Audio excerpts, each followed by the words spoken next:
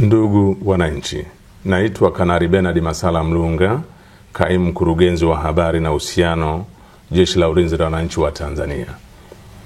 Jeshi la Ulinzi la Wananchi wa Tanzania linautaarifu umma wa Tanzania kuwa kumejitokeza baadhi ya watu wanaotumia mitandao ya kijamii kuweka maudhui yanayochochea kuliingiza jeshi katika mambo ya siasa. Aidha, baadhi ya hoja hizo zinatolewa na watu waliopo katika mazingira ya kijeshi kujinasibisha na jeshi, walioachishwa na jeshi kwa tabia na mwenendo mbaya, pamoja na kujihusisha na siasa na wanaharakati.